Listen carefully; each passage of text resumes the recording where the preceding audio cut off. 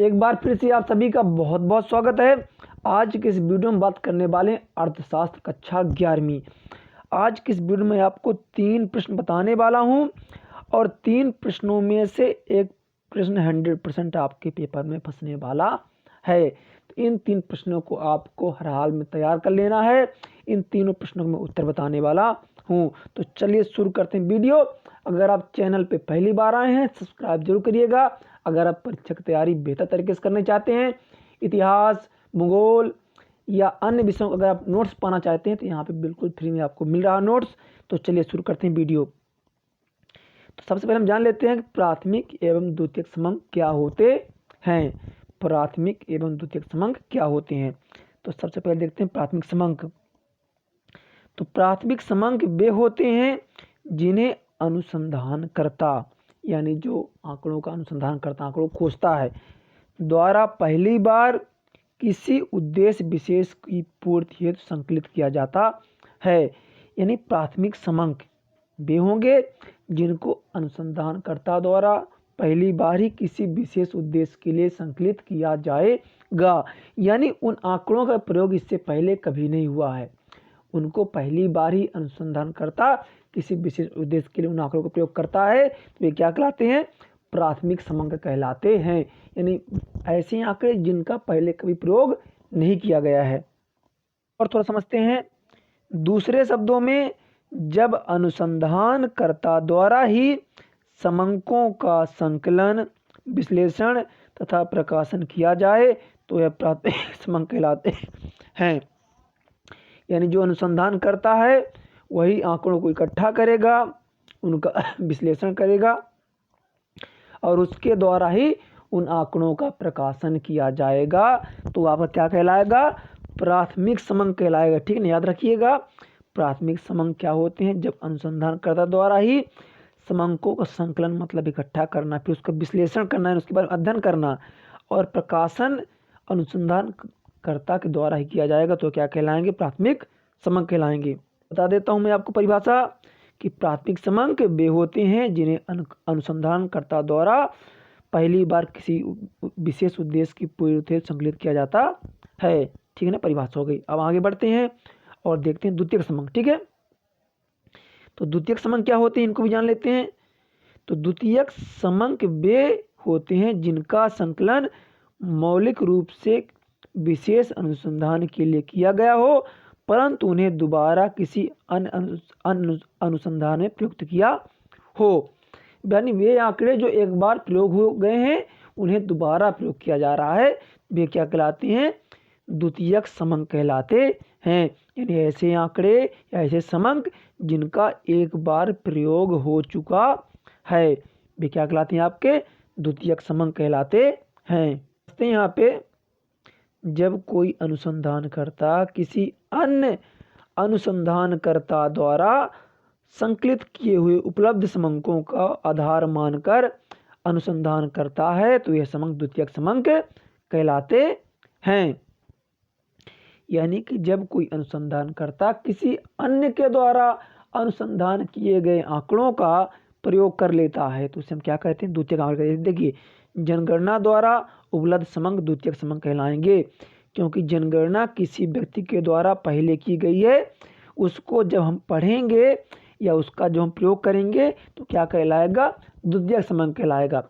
प्राथमिक समंक में जब आप उसका खुद अध्ययन करें, ना तो टीवी के माध्यम से, ना न्यूज़पेपर के माध्यम से, किसी के माध्यम से उस डाटा को प्राप्त ना करना, खुद से जाकर डाटा संकलित करना, आंकड़ों को इकट्ठा करना, प्राथमिक समंक कहलाता है। जब आप न्यूज़पेपर से, किताब से किसी आंकड़ों को लेते हैं तो द्वितीयक समंक कहलाता है। ठीक है, चलिए हम आपसे बात कर रहे थे क्वेश्चन की। तो पहला क्वेश्चन आपके सामने ये रहा, प्राथमिक समंक व द्वितीयक समंक में अंतर लिखिए। पहला क्वेश्चन आप नोट कर लीजिए, इसका आंसर ये है। पहला क्वेश्चन क्या है कि प्राथमिक समंक और द्वितीयक समंक में अंतर लिखिए। चलिए अंतर देख लेते हैं प्राथमिक समंक और द्वितीयक समंक में। तो प्राथमिक समंक मौलिक होते हैं, अनुसंधानकर्ता इन्हें स्वयं एकत्रित करता है। प्राथमिक समंक क्या होते हैं? मौलिक होते हैं। खाली स्थान बन जाता है कि प्राथमिक समंक होते हैं तो क्या होते हैं? मौलिक होते हैं। अनुसंधानकर्ता इन्हें स्वयं एकत्रित करता है। आगे देखते हैं दूसरा, द्वितीयक समंक है ना।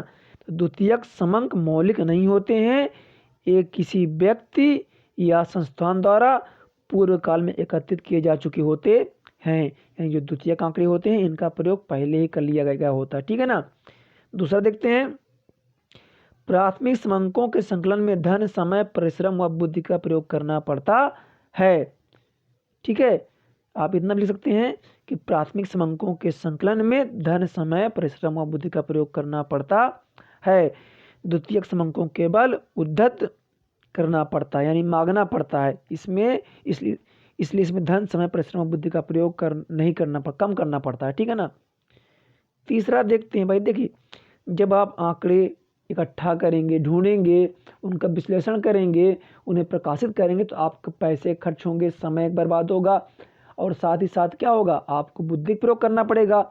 लेकिन जब वो आंकड़े प्रकाशित हो गए हैं तो हमें सिर्फ उन आंकड़ों को मांगना होता है, इसलिए समय और धन की इसमें कम प्रयोग होता है, ठीक है। तीसरा है, प्राथमिक समंक अनुसंधान के सर्वथा अनुकूल होते हैं, इसलिए इनका प्रयोग करते समय संशोधन की आवश्यकता नहीं होती है। द्वितीयक समंक किसी दूसरे उद्देश्य से संकलित किए जाते हैं, अतः इन्हें वर्तमान उद्देश्य के अनुकूल बनाने के लिए संशोधित करना पड़ता है। आप इतना भी लिख सकते हैं कि प्राथमिक समंक को संशोधन की आवश्यकता नहीं होती है, लेकिन द्वितीयक समंक को संशोधन की आवश्यकता होती है। चौथा पॉइंट, प्राथमिक समंक के प्रयोग में सावधानी की कम आवश्यकता होती है, द्वितीयक समंक के प्रयोग में सावधानी की अधिक आवश्यकता होती है। आप यहाँ तक भी लिख सकते हैं, ठीक है ना, ज़्यादा की जरूरत नहीं है। प्राथमिक समंकों के प्रयोग में सावधानी की आवश्यकता होती है और इसमें अधिक आवश्यकता होती है। यानी ये आपका क्वेश्चन है, प्राथमिक समंक द्वितीयक समंक में अंतर। आप चाहे इसका स्क्रीनशॉट ले सकते हैं, अगर आपको इसका पीडीएफ चाहिए तो आप हमारे व्हाट्सएप ग्रुप को ज्वाइन कर लीजिएगा, लिंक डिस्क्रिप्शन पे मैंने दे दिया, ठीक है। आप चाहे तो इसका स्क्रीनशॉट भी ले सकते हैं। अगले क्वेश्चन की ओर बढ़ते हैं, पहला क्वेश्चन आपका कंप्लीट हो गया। दूसरा इंपॉर्टेंट क्वेश्चन है, प्रश्नावली अनुसूची में अंतर, ठीक है ना। प्रश्नावली और अनुसूची में अंतर लिखिए, भी आपका क्या है, इंपॉर्टेंट क्वेश्चन है। जिस तरह का प्राथमिक समंक अंतर आ जाता है, उस तरह से प्रश्नावली और अनुसूची में भी अंतर आ जाता है, तो इसको भी आपको तैयार करने मैंने बोला है। 3 क्वेश्चन बताऊंगा और 3 में से पक्का आने वाला है। तो चलिए देखते हैं प्रश्नावली अनुसूची में अंतर। तो प्रश्नावली देखते हैं, इसमें प्रश्नों के उत्तर सूचक स्वयं देता है। इसमें प्रश्नों के उत्तर प्रगणक सूचकों से पूछताछ करके भरता है, ठीक है। इसमें सूचक स्वयं उत्तर देता है और इसमें कौन, प्रगणक क्या करता है, सूचकों से पूछताछ करके भरता है, किसको, अनुसूची को। अब प्रश्नावली में, इसमें डाक द्वारा भेजकर सूचनाएं प्राप्त की जाती हैं। प्रश्न में क्या होता है, डाक द्वारा भेजकर सूचनाएं प्राप्त की जाती है। अनुसूची में, इसमें प्राय प्रगणक स्वयं सूचकों के पास जाकर सूचनाएं एकत्रित करता है। तीसरा पॉइंट इसमें क्या है, देखिए दूसरे में क्या होगा, इसमें डाक द्वारा भेजकर सूचनाएं प्राप्त हो जाती है प्रश्नावली में, लेकिन इसमें क्या होता है, अनुसूची में प्रगणक स्वयं किसके पास जाता है, सूचकों के पास जाकर आंकड़े एकत्रित करता है। उत्तरों के लिए रिक्त स्थान छोड़ना आवश्यक नहीं है। प्रश्नावली में उत्तरों के लिए रिक्त स्थान छोड़ना आवश्यक नहीं है, अनुसूची में उत्तरों के लिए रिक्त स्थान छोड़ना आवश्यक है। चौथा, सूचकों के प्रश्नों के समझने के लिए टिप्पणियां दी जाती हैं। सूचकों के प्रश्नों के समझने के लिए टिप्पणियां दी जाती हैं। इसमें टिप्पणियां देने की आवश्यकता नहीं होती है, क्योंकि प्रगणक स्वयं प्रश्न को समझा सकता है, ठीक है ना। ये 4 अंतर हैं, आप इनको अच्छे तरीके से तैयार कर लीजिएगा, ठीक है। 2 क्वेश्चन हो गए। अब तीसरा बहुत ज़्यादा मोस्ट क्वेश्चन है, ये आपके पेपर में कई बार आ चुका है। प्रश्नावली के गुण, एक अच्छी प्रश्नावली के गुण कहे या फिर आदर्श प्रश्नावली के गुण कहे, आपको इसे ही लिखना है, ठीक है ना। क्वेश्चन कैसे बन जाता है कि प्रश्नावली के गुण लिखिए, एक अच्छी प्रश्नावली गुण लिखिए या फिर एक आदर्श प्रश्नावली गुण लिखिए, तो आपको यहाँ पे दिया है, ठीक है। एक अच्छी प्रश्नावली के निम्नलिखित गुण होते हैं। पहला गुण क्या है, प्रश्नावली का आकार छोटा होना चाहिए, सिंपल सा है। पहला गुण क्या आपका, कि प्रश्नावली का आकार क्या होना चाहिए, छोटा होना चाहिए। दूसरा, प्रश्नावली में पूछे गए प्रश्न सरल एवं स्पष्ट होने चाहिए। दूसरा क्या विशेषता है कि प्रश्नावली में पूछे गए प्रश्न सरल एवं स्पष्ट होने चाहिए।